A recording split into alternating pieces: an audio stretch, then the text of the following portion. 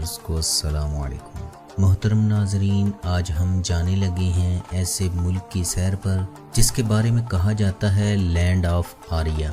मुल्क अमीर तरीन है लेकिन इसकी करेंसी दुनिया की दूसरी कमज़ोर तरीन करेंसी है। साइरस आज़म और हज़रत ज़ुल्करनैन क्या एक ही शख्सियत के दो नाम हैं? इसके एक जजीरे पर पहुंचकर ऐसा लगता है कि इंसान जैसे मरीख पर पहुंच गया है। हो सकता है आपके ख्याल में इस मुल्क की छवि अच्छी ना हो क्योंकि मीडिया इसके बारे में कुछ अच्छा नहीं दिखाता। दुनिया समझती है यहाँ हर तरफ सहरा, ऊँटों के रेवड़, दहशत गर्दों और बम्बों से भरा हुआ ये मुल्क है।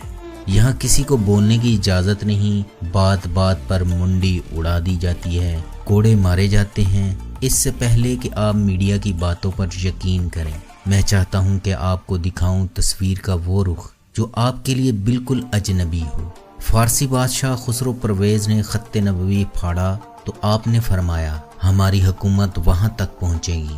इन सब के मुताल्लिक वो बातें शायद आज से पहले आप ना जानते हो। चलिए जानते हैं इस मुल्क के मज़ीद हैरत अंगेज़ हक़ाइक़ के बारे में।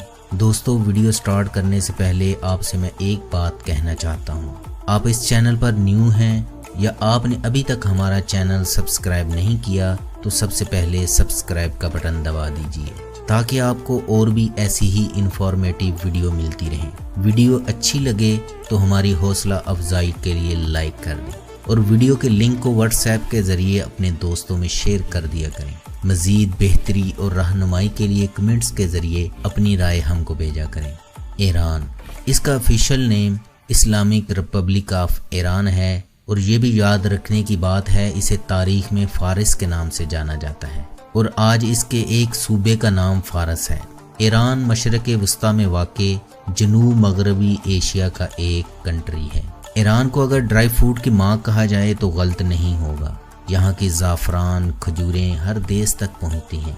खूबसूरत और सस्ता इतना कि यकीन नहीं होगा। ईरान दुनिया की कदीम तरीन तहजीबों में से एक है जो 1500 साल कबल मसीह से लेकर सफ़वी और पहलवी सल्तनत तक फैली हुई है। ये मुल्क अपने तहजीब व तमद्दुन के एतबार से एशिया में तीसरे और दुनिया में 11वें दर्जे पर फाइज है। इस्लाम मुल्क का सरकारी मज़हब है। ईरान को इंतज़ामी तौर पर 31 सूबों या अस्तान में तकसीम किया गया है। इसकी करेंसी को ईरानियन रियाल कहते हैं। करेंसी की वैल्यू बहुत कम है। पाकिस्तानी 1 रुपये के बदले 271 ईरानी रियाल और इंडियन 1 रुपये के बदले 590 ईरानियन रियाल और $1 के बदले 42,105 ईरानी रियाल मिलते हैं। और याद रहे, आपके पास अगर $240 हों तो आप वहाँ के करोड़पति बन जाते हैं। और कई पुराने सॉफ्टवेयर के लोग कीमत ईरानियन तुमान में बताते हैं। 1 तुमन 10 ईरानी रियाल के बराबर होता है। हकीकत में ये इनकी पुरानी करेंसी का नाम है जो अब सिर्फ हवाई करेंसी है जिसका कोई वजूद नहीं। और दिलचस्पी की बात बताता चलूँ, ईरान में कोई भी वीज़ा या मास्टर कार्ड नहीं चलते। आपको ईरानी करेंसी या डॉलर लेकर जाने पड़ेंगे क्योंकि अमेरिकी बैंक यहाँ बैन है। इसके मुतबादल ईरानियों का अपना ATM बैंकिंग सिस्टम है। छोटी से छोटी शॉप पर भी डिजिटल पेमेंट अदा कर सकते हैं। ईरान नेचुरल गैस, ऑयल, कीमती मादनियात से मालामाल मुल्क है, इसलिए पूरे मुल्क में पेट्रोल इंतहाई सस्ता है। इसकी मुल्की सरहदें इन ममालिक से मिलती हैं। इसके शुमाल में आर्मीनिया, अज़रबैजान, तुर्कमेनिस्तान और बहीरा कज़वीन, मशरक़ में अफ़गानिस्तान और पाकिस्तान, जबकि मगरिब में इराक और तुर्की वाक़ हैं। और इसके जनूब में ओमान गल्फ़ और पर्शियन गल्फ़ का तवील साहिल समंदर है। ईरान का मौजूदा परचम 29 जुलाई 1980 को अपनाया गया जो ईरानी इनकलाब से आने वाली तब्दीलियों की अक्कासी करता है। ये उफ़क़ी सब्ज़, सफ़ेद और सुर्ख 3 बराबर पट्टियों पर मुश्तमिल है। सब्ज़ और सुर्ख पट्टी के वो किनारे जो सफ़ेद पट्टी से मिलते हैं, इन पर 22 बार अल्लाहु अकबर सफ़ेद रंग से कूफ़ी रस्मुल ख़त में लिखा हुआ है और दरमियान में शेर के निशान को ख़त्म करके अल्लाह लिखा गया है। ईरान का दारुल खिलाफा तेहरान है जो कि कोहे अल बुर्ज के करीब वाक़ है। ये मुल्क का सबसे बड़ा शहर भी है जिसकी शहरी और दही आबादी 1.5 करोड़ नफूस पर मुश्तमिल है। तेहरान सिटी मुल्क का सबसे जदीद और इंतहाई खूबसूरत शहर है। तो चाल नामी पहाड़ पर खड़े होकर तेहरान आपके कदमों में नजर आता है। और ये सन सेट सिटी है, यानी यहाँ सूरज लेट गरूब होता है। तेहरान में गुलिस्तान पैलेस बहुत ही खूबसूरत शीश महल है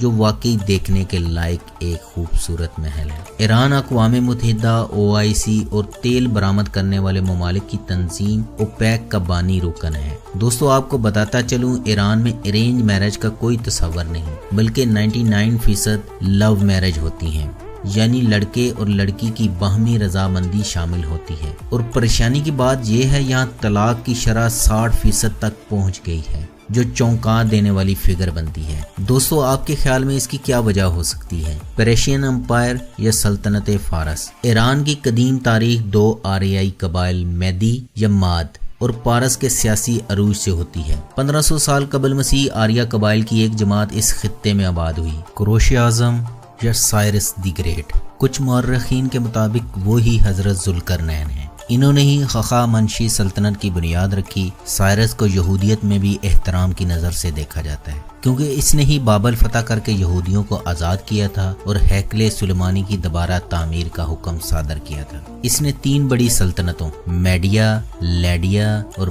बाबल को ज़ेर करके फारस की छोटी सी रियासत को एक अजीमुशान सल्तनत में बदल दिया। जो मौर्रखीन उनको हजरत जुल्करनैन बताते हैं, वो ये दलाइल देते हैं कि दोनों का दौर 600 साल से 500 साल कबल मसीह के दरमियान में एक ही था। फिर कैसे मुमकिन हो सकता है कि आधी से ज़ायद दुनिया को फतह करने वाले हजरत जुल्करनैन को अपने करीब कुरैश आज़म की बहुत बड़ी हुकूमत की खबर ही न हो और इसको फतह किए बगैर ही आगे बढ़ गए हों। इसलिए मौर्रखीन इन दोनों को एक ही शख्सियत के 2 नाम बताते हैं। बहरहाल अल्लाह ही बेहतर जानता है। आज भी मकबरा कुरैश आज़म ईरान के सूबा फारस में तख्त सुलेमान के तारीखी खंडर में वाक़ है। हखामनशी सल्तनत का आखिरी हुक्मरान दारा सोम था, जिसे अलेक्जेंडर द ग्रेट ने शिकस्त दी।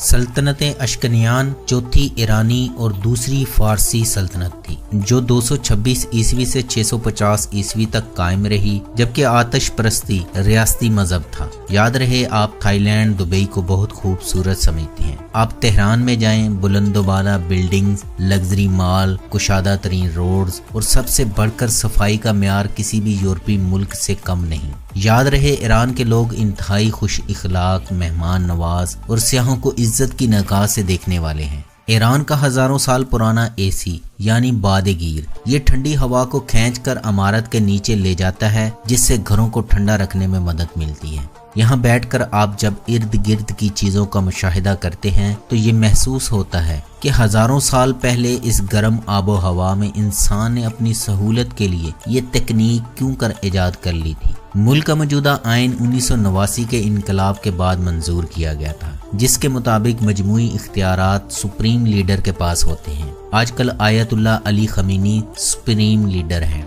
हुकूमत का सरबराह सदर होता है, जो 2 से ज़्यादा मरतबा मुल्क का सदर नहीं बन सकता। मुल्क के मौजूदा सदर हसन रूहानी हैं। 290 मुंतखब अराकीन की पार्लियामेंट भी है। मसीहियों, ज़रतश्तों और यहूदियों के अपने अपने नुमाइंदे मौजूद हैं। ईरान के रकबे की बात की जाए तो इसका कुल रकबा 16,48,195 स्क्वायर किलोमीटर यानी 6,36,372 मरबा मील है। रकबा के एतबार से दुनिया का 17वां बड़ा मुल्क है। मुल्क में बेहतरीन आलमी म्यार का ट्रैफिक का निज़ाम मौजूद है। ईरान में 15 एयरलाइन और 230 एयरक्राफ्ट रजिस्टर्ड है और मुल्क में सालाना 1,70 लाख के करीब अफराद बाई एयर सफ़र करते हैं। अंदरूने मुल्क बाई एयर सफ़र इंतहाई सस्ता है। तेहरान से अस्फहान का फासला 340 किलोमीटर है। इसका एयर टिकट आपको 3,000 से 8,000 रुपये तक आसानी से मिल जाता है। छोटे शहरों में पुराने जहाज़ों की आमदोरफ्त होती है। इसकी रेपो इतनी अच्छी नहीं बनिस्बत ट्रेन और बाई रोड्स के। अगर टाइम कम हो तो आप कम पैसों में बाई एयर सफ़र कर सकते हैं। ईरान में ऑफिशियल और नॉन ऑफिशियल 319 एयरपोर्ट हैं, जिनमें से 140 पर रनवे की भी सहूलत मौजूद है। मुल्क का सबसे बड़ा एयरपोर्ट इमाम खुमैनी तेहरान में है। पूरा मुल्क बाई एयर, बाई ट्रेन और बाई रोड कनेक्ट है। یاد رہے لگژری بسز اور ٹرین پورے ملک میں چلتی ہیں اور کرایہ انتہائی کم ہے۔ ایران میں اوبر یا کریم ٹیکسی ایپ کا کوئی وجود نہیں، اس لیے جہاں آپ نے جانا ہو آپ کو اس جگہ کا نام فارسی زبان میں یاد کرنا چاہیے۔ گاڑی میں بیٹھنے سے پہلے قیمت طے کر لیں، کرایہ 100 سے 150 روپے سے زیادہ نہیں ہوتا۔ محترم ناظرین، گنتی کے یہ چند الفاظ ضرور یاد کر لیں کیونکہ وہاں انہیں انگلش نہیں آتی۔ 1 2 3 4 5 6 7 8 9 10۔ ایسا کرنے سے آپ کو 200 کی چیز 100 روپے میں مل جائے گی، اور یہ الفاظ یاد کر لیں، آپ کو کافی سمجھنے میں آسانی ہوگی۔ سلام، خوبئی یعنی آپ کا کیا حال ہے، خوبان یا من خوبن میں ٹھیک ہوں۔ ہاؤ مچ کی جگہ ہزینہ چست یا چیغد یعنی اس کی قیمت کیا ہے، راست دائیں کو چاپ بائیں کو۔ زیادہ تر چیزوں پر ان کی قیمت فارسی زبان میں لکھی ہوتی ہے۔ تبریز کے مضافات میں خوبصورت گاؤں کندوان ہے جہاں فن تعمیر کی منفرد مثال دیکھنے کو ملتی ہے۔ گھر شہد کی مکھی کے گھروں کے جیسے ہیں، یہ پہلے آتش فشاں تھا لیکن انسانی مداخلت کی وجہ سے آج اس کی شکل بدل چکی ہے۔ ان گھروں کی اندرونی فضا قدرتی طور پر سردیوں کے موسم میں گرم اور گرمیوں کے موسم میں سرد رہتی ہے۔ ایران میں حقہ ٹریڈیشنل ایٹم ہے جو ہر گھر میں ہوتا ہے، بچے بوڑھے بڑے شوق سے پیتے ہیں۔ ایرانی کارپٹ دنیا بھر میں مشہور ہیں جس کی بہت زیادہ ڈیمانڈ ہے۔ مشہد سٹی یہ ایران کا دوسرا بڑا شہر ہے اور شیعہ مذہب کے 8ویں امام علی رضا کا مزار بھی یہیں ہے۔ ایران کی سب سے بڑی امام بارگاہ یہیں ہے، یہ 5,98,657 مربع میٹر پر محیط ہے۔ یہاں ہر سال 1.5 کروڑ شیعہ زائرین زیارت کرنے آتے ہیں۔ اس میں آرام گاہ، میوزیم، کتب خانہ، سیمینار سینٹر اور جامعہ رضوی شامل ہیں۔ ایرانی کھانے زیادہ تر پاکستانی اور انڈین کھانوں سے ملتے ہیں لیکن ہو سکتا ہے اس کا ذائقہ تھوڑا سا مختلف ہو۔ آپ نے کبھی حلیم میں میٹھا ڈال کر کھایا ہے؟ بڑی بڑی روٹیاں، دلکش نان اور ابلے چاول ہر جگہ ملتے ہیں، اور ایرانی صبح دوپہر شام چاول بڑے شوق سے کھاتے ہیں، اور تمام کھانے بہت زیادہ سستے ہیں۔ 300 روپے میں آپ کو بہترین پلیٹر مل جاتا ہے جس میں کئی ڈشز ہوتی ہیں۔ یہاں برگر وغیرہ بہت بڑے سائز کے ہوتے ہیں جسے کھانا ایک بندے کے بس کی بات نہیں، اور یہاں زیادہ تر ریسٹورانٹ بیسمنٹ میں ہوتے ہیں۔ ملک میں شراب بین ہے۔ اصفہان تہران اور مشہد کے بعد یہ ایران کا تیسرا بڑا شہر ہے اور اسے اصفہان نصف جہان کہا جاتا ہے، یعنی آپ نے آدھی دنیا دیکھنی ہے تو اصفہان دیکھ لیں۔ یاد رہے اسی شہر میں سب سے زیادہ یہودی آباد ہیں اور ان کا ماننا ہے ہمارا مسیحا یعنی دجال یہیں سے نکلے گا۔ ان کی موجودہ تعداد ایران میں 30,000 کے قریب ہے اور ان کا ایک ممبر پارلیمنٹ بھی ہے۔ اصفہان سٹی کی آبادی 18 لاکھ کے قریب ہے۔ 11ویں صدی سے 1722 تک یہ شہر دنیا کا سب سے بڑا شہر مانا جاتا تھا۔ یہ سٹی خوبصورت اسلامی طرز تعمیر کی عمارات، محلات، مساجد اور میناروں کے باعث دنیا بھر میں معروف ہے۔ یہاں ایران کے تمام شہروں سے زیادہ سیاح آتے ہیں۔ اصفہان اپنے خوبصورت قالینوں کے حوالے سے بھی جانا جاتا ہے۔ یہاں کی مشہور جگہوں میں علی کاپو محل، شاہ جامع مسجد اور دریائے زندہ پر اللہ وردی خان پل ہے۔ ایران پاکستان اور انڈیا سے 2 گنا سستا ملک ہے۔ یہاں اگر آپ ہاسٹل میں رہیں تو آپ کو $5 سے $15 میں بیڈ مل جائے گا، اور کئی جگہوں پر روایتی ناشتہ اور ایرانی چائے فری ملتی ہے۔ یاد رہے آپ انٹرنیٹ کے ذریعے ہاسٹل ریسرچ کر سکتے ہیں مگر بکنگ نہیں، کیونکہ آن لائن پیمنٹ کا کوئی آپشن موجود نہیں، بلکہ آپ ای میل کے ذریعے کمرہ ریزرو کر سکتے ہیں۔ ایران کے جنوبی جزیرے کشم کے سیاحتی مقامات میں سے ایک تاروں کی وادی ہے۔ اس کو دیکھنے کے لیے خزاں کے خاتمے سے بہار کی ابتدا تک سفر کیا جا سکتا ہے۔ اس وادی میں گردش ایئر کی وجہ سے خوفناک آوازیں سننے کو مل جاتی ہیں۔ کچھ لوگوں کا ماننا ہے یہاں پریوں کی آمد ہوتی ہے، اور ہومس کے جزیرے پر پہنچ کر ایسا لگتا ہے جیسے انسان مارس پر پہنچ گیا ہے۔ محترم ناظرین، آپ اس کے بارے میں کیا کہتے ہیں؟ ایران کا نیا سال نوروز ہوتا ہے جس کا 3 دن تک جشن منایا جاتا ہے۔ ایران کا قانون ایسا ہے کہ جس علاقے میں جس فرقے کی تعداد زیادہ ہوگی اس مسجد کا امام اسی فرقے کا ہوگا۔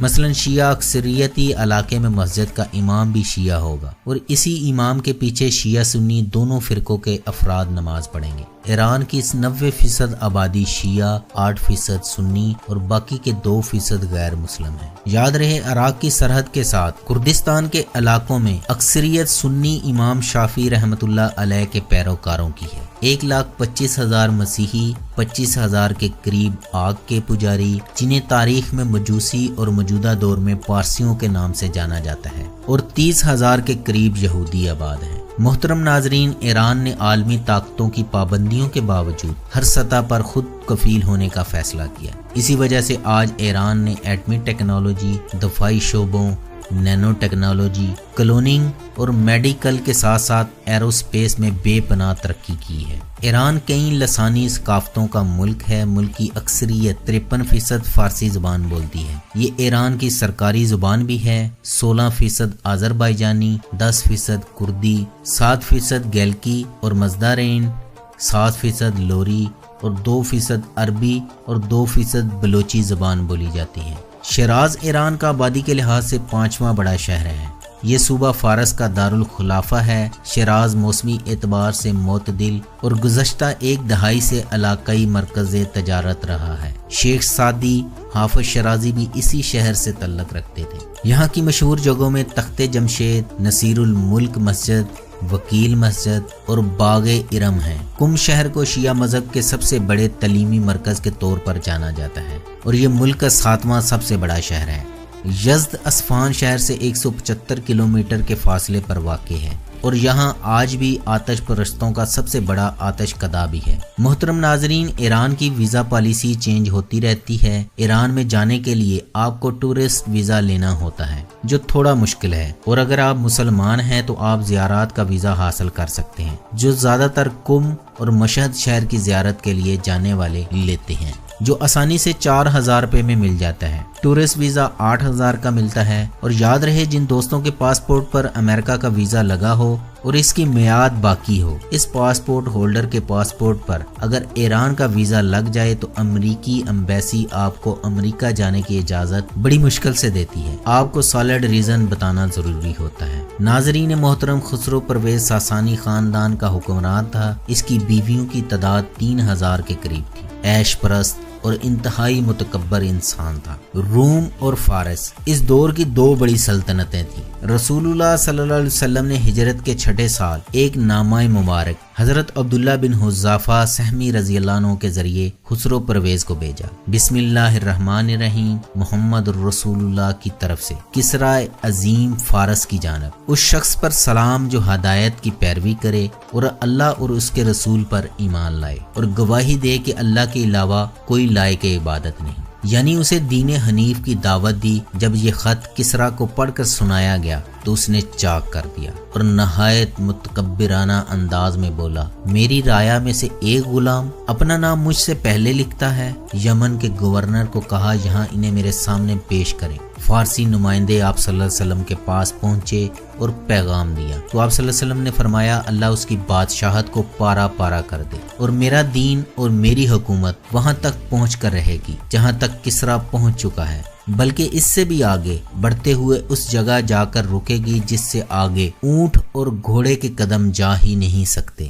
اور ایسا ہی ہوا۔ اسی رات اس کے بیٹے نے اپنے باپ خسرو پرویز کو پھاڑ کر رکھ دیا، کیونکہ اس نے میرے نبی کریم صلی اللہ علیہ وسلم کا خط پھاڑا، اللہ نے اسے پھاڑ کر رکھ دیا۔ اس کے بعد اس کا بیٹا تخت نشین ہو گیا اور چشم فلک نے اس پشین گوئی یعنی جس سے آگے اونٹ اور گھوڑے کے قدم جا ہی نہیں سکتے کو حقیقت میں بدلتے دیکھا۔ حضرت عمر فاروق رضی اللہ عنہ کی خلافت کے دوران 636 عیسوی میں قادسیہ کی جنگ ہوئی۔ قادسیہ موجودہ عراق کا شہر تھا۔ اس زمانے میں ایرانی سلطنت کا حصہ تھا۔ رستم ایران کا بہت بڑا پہلوان تھا۔ آج بھی ایران میں پہلوانی کے سب سے بڑے اعزاز کو رستم ایران کہا جاتا ہے۔ حضرت ربیع بن عامر ایرانیوں کے لشکر میں دعوت دینے کے لیے داخل ہوئے۔ ایک افسر نے تمسخرانہ انداز میں کہا، تم ان تلواروں کے ساتھ ایران فتح کرو گے؟ آپ نے جواب دیا، تم نے صرف نیام دیکھی ہے، تلوار نہیں۔ سنو اے اہل فارس، ہم میدان جنگ میں تمہیں مایوس نہیں کریں گے۔ رستم میدان میں 60,000 سپاہی لے کر آیا اور مارا گیا۔ ایرانی جنگ قادسیہ ہار گئے۔ قادسیہ اور نہاوند 642 کی فیصلہ کن جنگوں نے ساسانیوں کی قسمت پر آخری مہر لگا دی اور پھر سلطنت فارس مسلمانوں کے بڑھتے قدم نہ روک سکی۔ یزدگرد بلخ کی طرف فرار ہوا تاکہ شاہ ایران سے مدد لے سکے۔ وہ 651 عیسوی میں موجودہ ترکمینستان افغانستان کے شہر مرو کے قریب مارا گیا اور یوں پورا فارس اسلامی سلطنت کا حصہ بن گیا۔ دوستو آج کی یہ ویڈیو نبی کریم صلی اللہ علیہ وسلم کے اس فرمان پر ختم کرتا ہوں، جس نے لا الہ الا اللہ کہا اس نے مجھ سے اپنے مال اور جان کو بچا لیا۔ اللہ سبحانہ و تعالی ہم سب کا حامی و ناصر ہو۔